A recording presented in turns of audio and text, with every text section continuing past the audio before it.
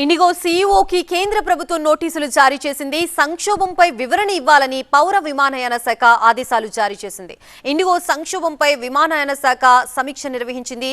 IndiGo అధికారులతో కేంద్ర మంత్రి రామ్మోహన్ నాయుడు సమావేశం నిర్వహించారు. సమావేశానికి ఇండిగో సీఈఓ పీటర్ ఎల్బర్స్ హాజరయ్యారు. తాజా పరిణామాలపై వివరణ ఇవ్వాలని ఇండిగో సీఈఓ పీటర్ కు నోటీసులు చేసింది కేంద్రం. ప్రధాని కార్యాలయం సేవా తీర్దుకు ఈ మేరకు సమాచారం ఇచ్చింది విమానయాన శాఖ. మరోవైపు ఇండిగో సంక్షోభంతో శంషాబాద్ విమానాశ్రయంలో ప్రయాణికులు తీవ్ర ఇబ్బందులు ఎదుర్కొంటున్నారు. ఫ్లైట్స్ క్యాన్సిల్ కావడంతో ప్యాసింజర్ల తంటాలు అన్నీ ఇన్ని కావు. విదేశాలకు వెళ్లాల్సిన కొందరు విమానాశ్రయంలోనే పడకేశారు.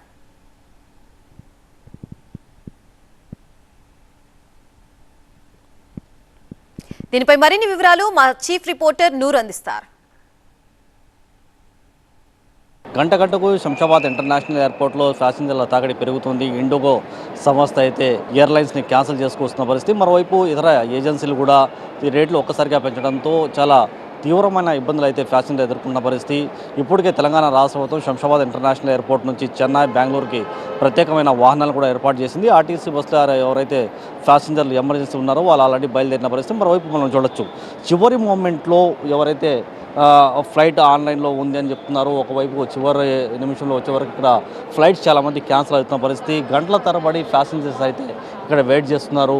ఈ మొత్తం వ్యవహారం పైన కూడా ఒక పక్క ఇండిగో సంస్థతో ఆల్రెడీ చర్చలు జరుపుతున్నారు. ఇండిగో సంస్థ పూర్తి తన విమానాలను ఎప్పుడు రీస్టోర్ చేస్తుందో ఇక్కడ తెలియలేని పరిస్థితి. ఆల్రెడీ మేము ఇంటి నుంచి బయలుదేరే సమయంలో అయితే ఫ్లైట్ ఉందనేది చెప్పుకొచ్చారు. కానీ చివరి మూమెంట్లో వచ్చేసరికి అయితే ఫ్లైట్ క్యాన్సిల్ అయినది చెప్పుకొస్తున్నారు. దీనివల్ల చాలా తీవ్రమైన ఇబ్బందులు పడుతున్నాం అనేది కూడా శంషాబాద్ ఇంటర్నేషనల్ ఎయిర్పోర్ట్లో ఉన్న ప్యాసింజర్ అయితే చెప్పుకొస్తున్న పరిస్థితి. వెంకటతో నూర్ మొహమ్మద్, టీవీ 9 హైదరాబాద్.